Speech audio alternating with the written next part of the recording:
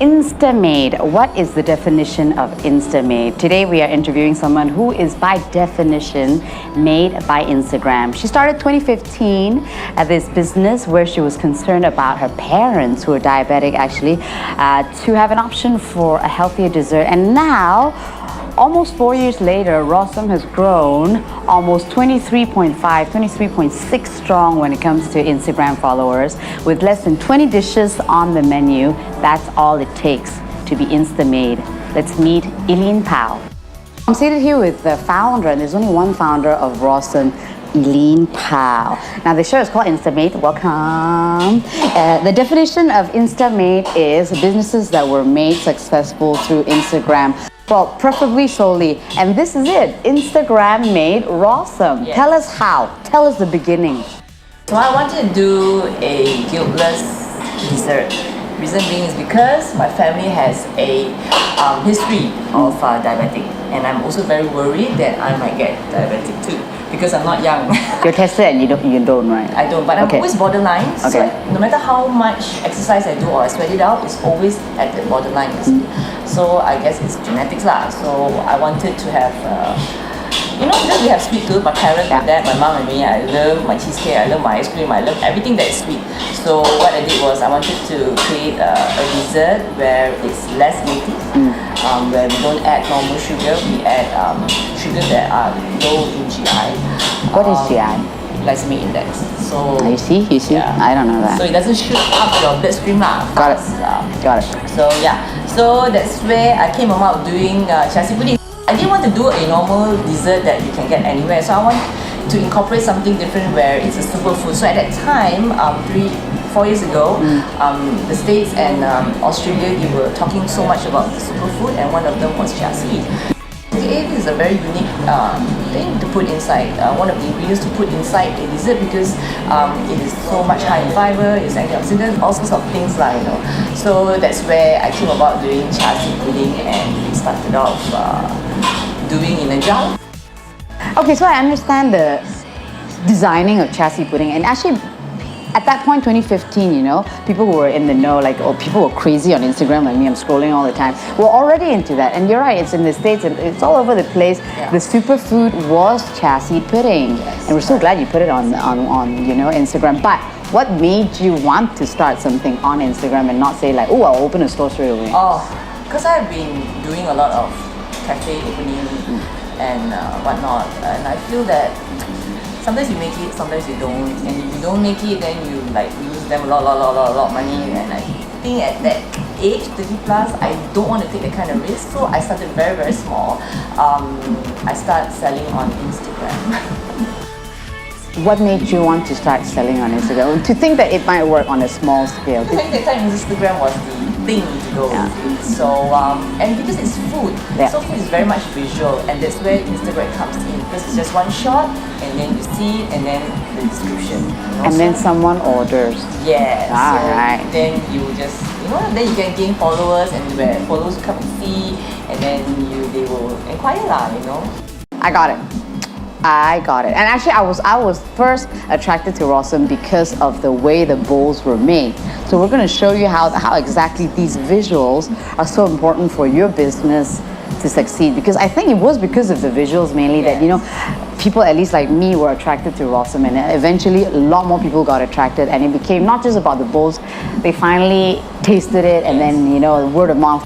I did research. It doesn't happen very often, but I did research. And Rawsome, according to the Urban Dictionary, means, nothing that is cooked. Correct. Is raw, but it's so awesome that you have to call it Rawsome. Correct. Is that how you came up with the name? Yes. When we started doing the puddings, Yeah. and then later when we introduced the bowl, it doesn't apply anymore. So we have some tourists that comes over that notice our brand, and they're very health conscious, and when they always come to look for raw food, you see, and they always mistaken me for a raw brand. We would just sort of tell them like, oh, we actually started off from chassis pudding where everything was raw.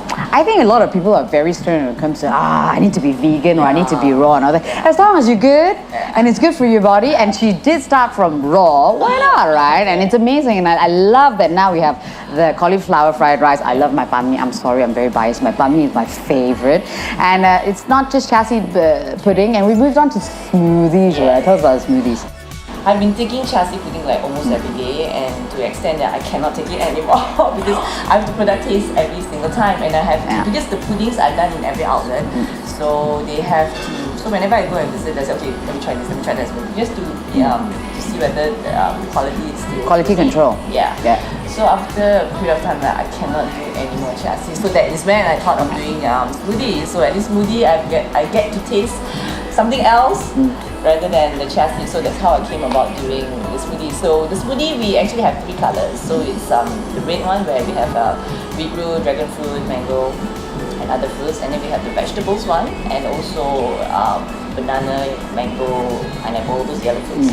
So you can choose to either, if you're a vegan, then you can choose with coconut water, or with soy milk. If you're not, then you can choose with yogurt, milk. That's for someone who eats chassis every day, okay? Yeah, okay, that's okay. But we, as consumers, we come to Rawsome to get our fix, because not every day do you get, or everywhere do you get chassis pudding of this variety. So that's for someone who actually has her chassis pudding and her variety every day. But you know, you have to agree that Malaysians, we don't get so many chances to have that. So it's good to have something like Rawsome, who's not just in Bangsa, to get our healthier, guiltless fix, if you can say that. So tell us, where else? We have one in Gleneagles Hospital, and also one in my town, Shiraz. And our HQ is in Sungai Buloh. I used to travel to Sungai Buloh just to get the food. So now down to the business area. I guess there is no regret when it comes to starting on Instagram, because look at how you've grown. You're 23.5 thousand followers now. Would you say the bulk of your interest is from Instagram? Or do people, do you get a lot of walk-in, for example?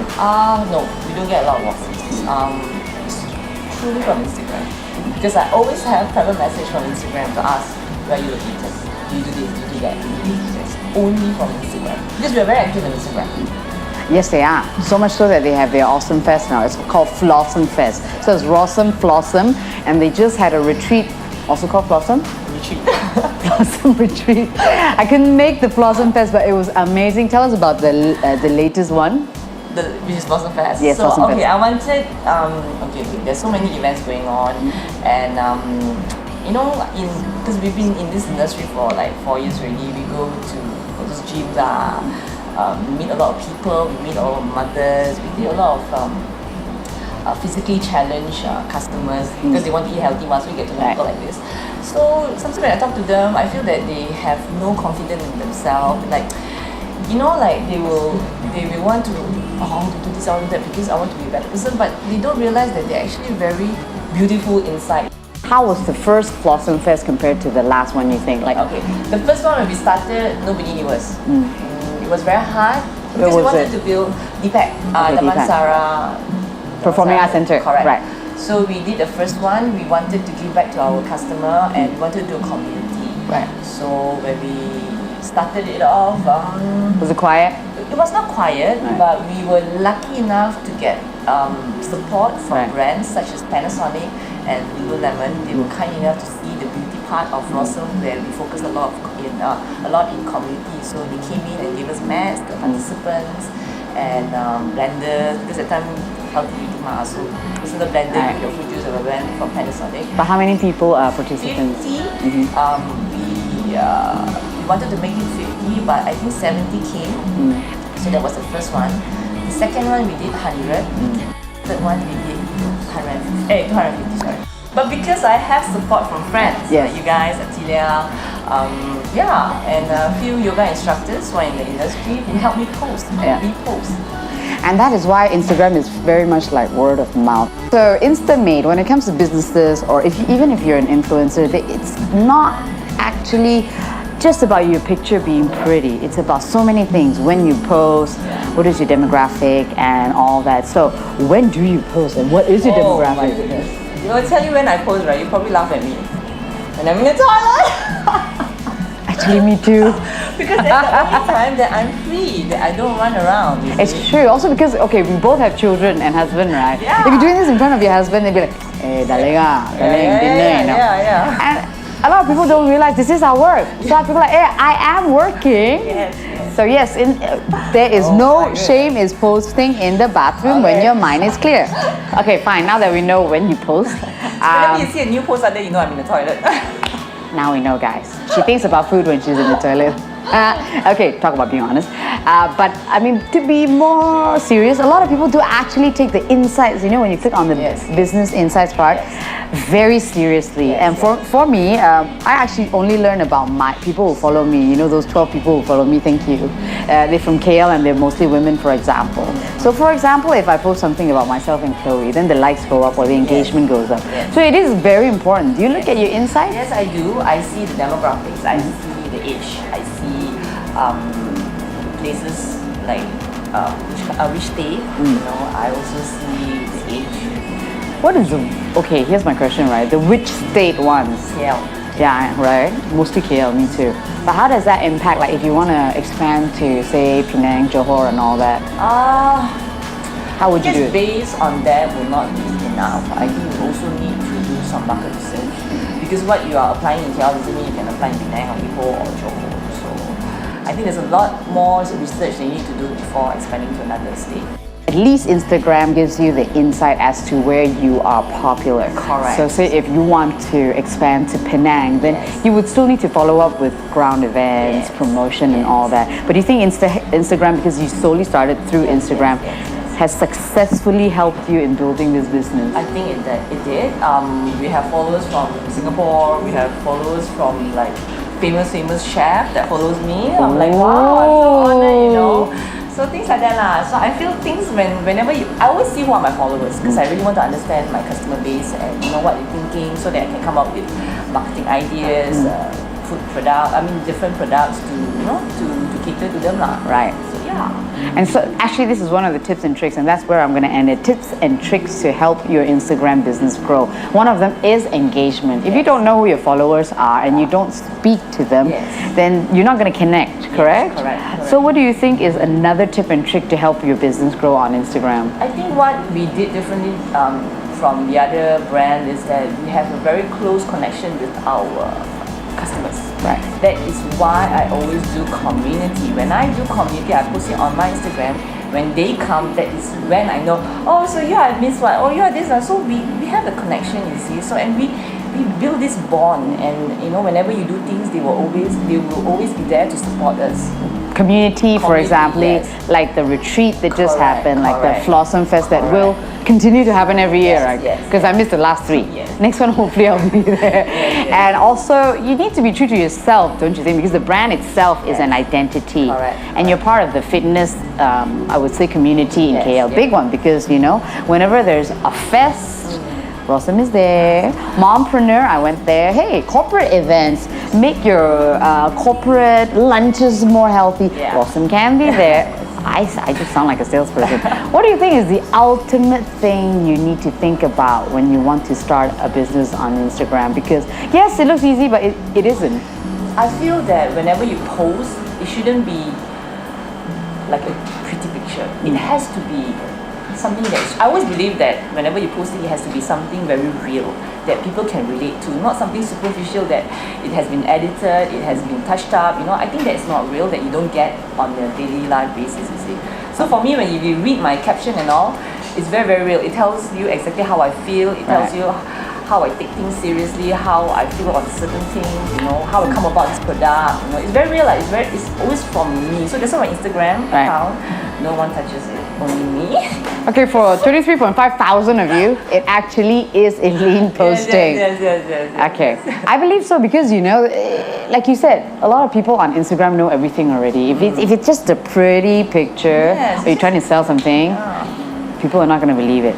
So the epitome of a successful Insta-made business. So Rawsome, congratulations first of all. And now people want to be like you. Tell them how to be like you. You have to have commitment, you have to have determination, you have to finish what you start. You can't do halfway and then say, oh, I can't do it anymore. Because that is what makes you successful or not. Instagram is great for people who has no attention span like me, because we're scrolling, but not for content creators and business people, because you are the person who needs to make me stop scrolling and go like, wow, I want that bowl. So don't do that, okay? Commitment, perseverance, and eat, sleep, breathe Instagram, especially the insights, is what I think. Agree? You're right. Now I'm breathing, and I'm going to say goodbye. You focus on her now. Thank you, Rawsome.